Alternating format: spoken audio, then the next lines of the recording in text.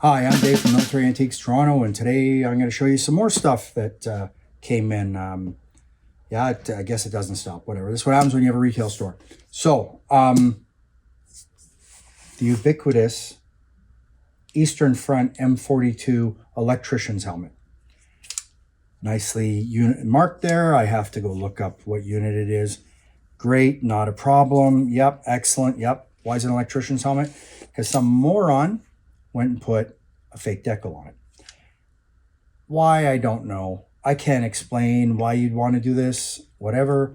Someone brought it in. Everyone wants an SS helmet, I gather. You know what? I don't get it. But whatever. You know what? It'll be sold as is. After I look up the lot number in the book to determine who theoretically it is, whether it was supposed to be Army or Kriegs or whatever it was supposed to be. It'd be nice if it was an SS one.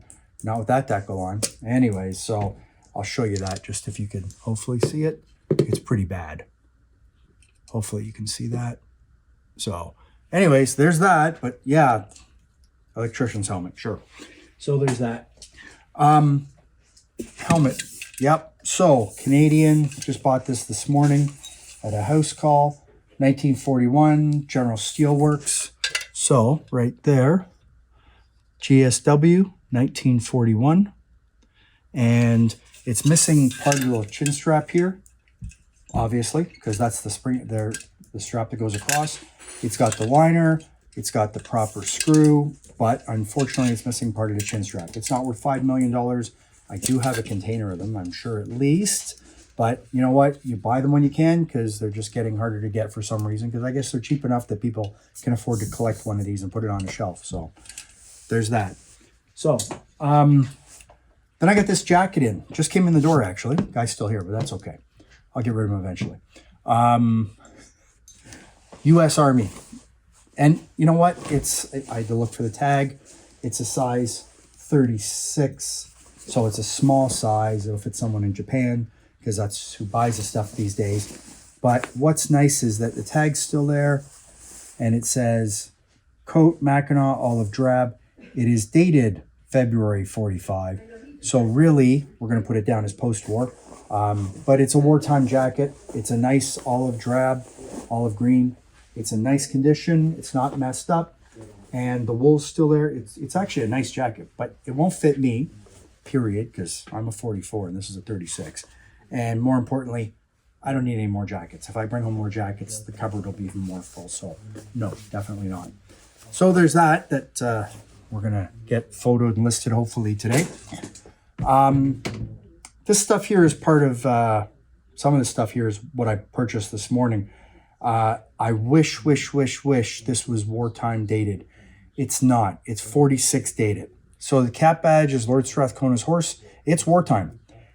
But the liner is 46 dated, size 7 1/8. It's a nice black beret. It's beautiful, but it's 46. It's a good size, everything great, except that without being wartime, I can't sell it as wartime, even though the badge on it's World War II. So it's still great representative piece. It'd be great for display, but it's not wartime, unfortunately. So there you go.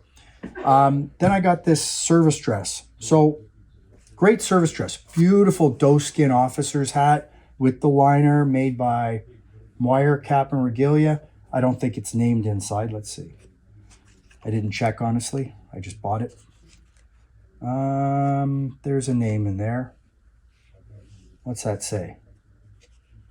Can't really... It looks like Wallace. It's Wallace. So... now I know the tunic's named. Let's see if the belt's named.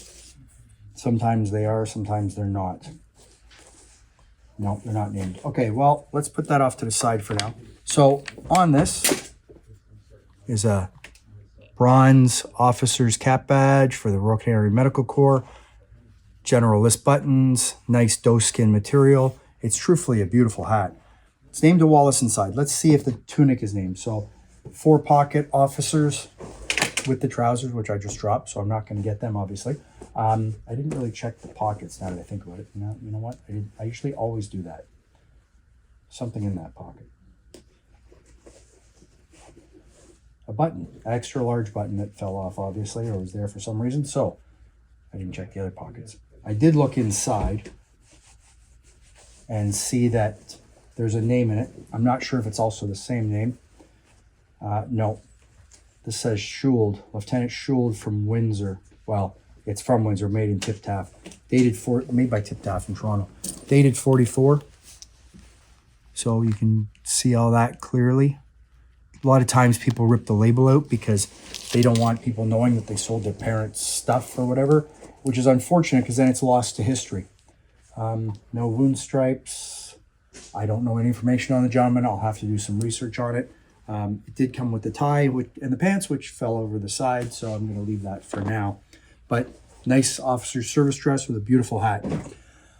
Then we have a repaired and broken Nurnberg Eagle. This didn't come from this morning. This walked in the door. I wish it wasn't repaired.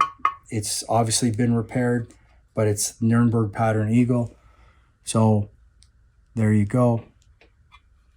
You can see where it's hollow, which is fine, but they've had to repair it. You can see right here, it was broken so badly. It's a shame that the parts are all missing, but you know, it is what it is, so it's all good.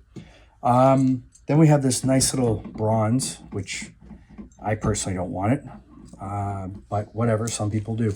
So, of Adolf, and it's marked on the back, and of course now I have to take my glasses off. I want to say Seagull, but don't quote me on that. S-E-A-C-U? No, I'm not sure. I did write it down as to what it is because that's the only reason I know what it is. But it's a well-known artist that made bronzes of this era for these people. Let's see if that shows there.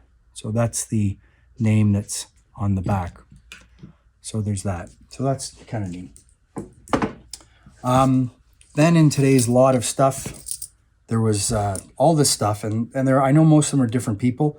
The dog tag for Sapper Holmwood Canadian Engineers. He's a Methodist, and it has a service number on. So this all, I'm sure, was one guy's stuff. And so there's that. First War Canadian Engineers 3rd Division patches, which are nice and not that easy to find.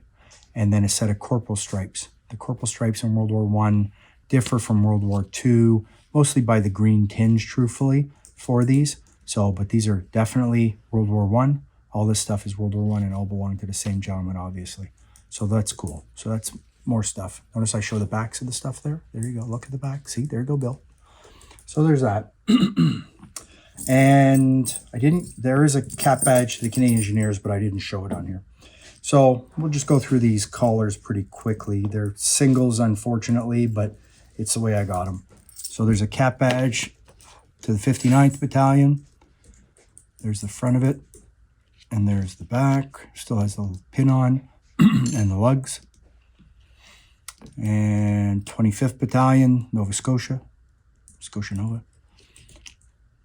With the plate on the back, probably says J.R. Gaunt, London.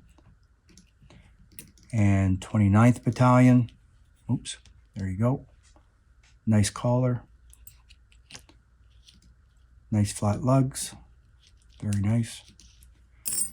24th Battalion. Victoria Rifles of Canada, no longer exists. 34th Battalion.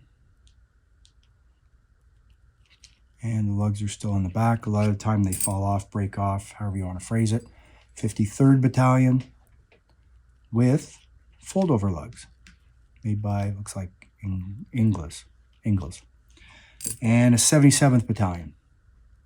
So, you know, nothing tremendously rare or scarce there, but it's just some stuff, right? 80th shoulder title, again with the lugs, and a 74th Battalion that's been mangled. That's putting it mildly. I think with a little bit of love and care, that can be flattened out. That's one of the few things I will do. Most of the stuff I will not touch. It's easier to be straight with people. And then this tiny little 1st Battalion collar, shoulder, whichever you want to call it. Some people want to call them collars. Some people call them shoulder titles, whatever. They're used on both, so don't let anybody tell you different. So that's kind of neat. And last but not least is this unusual smock. So it's a Denison smock. But what's weird about this smock? Well, a few things. For starters, what's oddest to me is that this diaper, as it's known, is supposed to go into snaps up here. There's no snaps up there.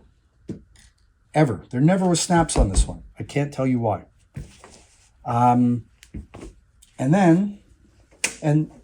by the way, when buying these, when you look for these, if you're buying one of these, and I learned this lesson the hard way once, took me once, because I didn't know any better, because this was, 30 some odd years ago or more. These, if they're chromed, they're post-war normally. So they have to be brass Nui snaps, not chrome Nui snaps. If they're chrome Nui snaps on the inside, they're post-war. The other thing is that people take these, wash out the tag, remove the tag, whatever, because they're post-war. It's easier to be straight with people, but not everyone works that way. So this is a 1942 dated smock made by Warings. And here I'll show you, and it's a size 3. So there, size 3, smock Denison Airborne Troops. Size 3, 5'6" to 5'8", 36-38 chest, 1942 dated. And there is the broad arrow War Department stamp with the number below and the N above. Okay, great. So what's weird about this is that it has 3rd Division patches on. This is the way I got it. I literally went to the house, bought all this stuff today. The guy had no clue as to meaning that why it has 3rd Div patches on. This was his relative who wrote a book and got these from the veterans' families. So it had rank on. The other side shows better. You can see where there was rank on here. And it's obviously a sergeant. And there was obviously a shoulder title on it. But I can't tell you what shoulder title is because it's lost to history. And there's nothing, well, of course I didn't really check the pockets. Let's check the pockets as I carefully pry the snaps back so I don't rip any out. I didn't check the pockets for once. Oh, there's something. Oh, look. Another 3rd Div patch. Okay, let's check the other pockets. Nope. Okay. Knit cuffs are there on both sides, but why does it have 3rd Div patches on? No idea. It shouldn't, because theoretically it's airborne troops, and then should have Pegasus patches on, which of course they shouldn't anyways. So the zipper's still there, and it's a lightning zip. Why there's no snaps in the back for the diaper, I don't know. It's the way I got it. So now I'm going to have to go look in my book on Denison smocks and try and figure out why. It's definitely an anomaly. And why is it 3rd Div? I don't know. So the gentleman who wrote the book, I'm trying to obtain a copy of the book so I can read the book and maybe find out who this belonged to, because I think that's important. And if I can figure it out, it should be sold with it for information wise, so that nobody, it's not lost to history then. So I try and keep things together and keep it so that you know whose it was, so there's no confusion. Oh, there you go. My distant early warning system. And the dog's going to start barking, hopefully. Anyways, thanks for looking. Follow me on Facebook, Instagram, YouTube. Check out my website. It's always cheaper on the website, militaryantiquestoronto.com. It's funny. It's incredible what walks in the door when you have a retail store. So, you know what? It's a lot of money. It's a lot of work. You should try it. It's interesting. You get some great people in the door. You get some other people in the door too, but whatever. Anyways, thanks for looking. Hope you have a good day. Take care. Bye.